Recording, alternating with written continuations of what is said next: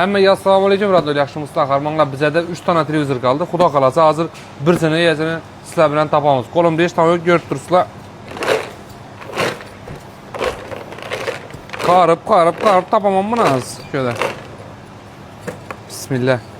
Şu chimutqida ham shu kerakli izon su ish qilib, bu yerda tezori chala ko'rsatib turgan. Chaplagan bir ham shu. Mana.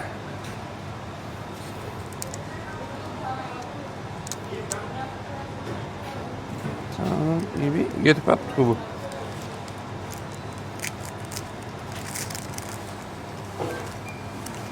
Jumabayev Diyarbek. Jumabayev Diyarbek 9080 mi numara? O 99'dur yazın ha. 528 9080. Diyarbek tebriklemiyoruz. Televizör yuttuz. Dostum. Yeni 2 tane televizorumuz kaldı dostlar. Bemalol getirib qatnashib bersangiz bo'ladi. Shart prosto shuni 100 ming so'mlik chek etasizlar. Mana shu lototronni ichiga tashlaysizlar. Bo'ldi. Ad familiyangizni yozib, telefon nomer, Xudo qalasa nasib etsa o'tasizlar. Shu ikkinchi marta urishimiz, telefon nomerini tutdilar. Hozir olmasalar, videoni ko'rib turgan bo'lsangiz, bemalol kelib, do'stim, televizoringizni kitaverasiz.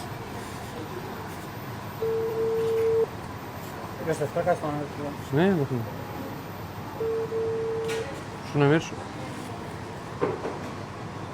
Abonent hozir javob bera olmaydi. Iltimos. Diyarbek dostum bemalol kelib televizorni eksangiz bo'ladi, telefon nomadasiz. Telefoningizda to'liq ma'lumotlarni beradilar. O'zingizga qaranglar, Xudo qalasa 2 ta televizorimiz qoldi. Bemalol kelib qatnashinglar. Yurgan nomer ading.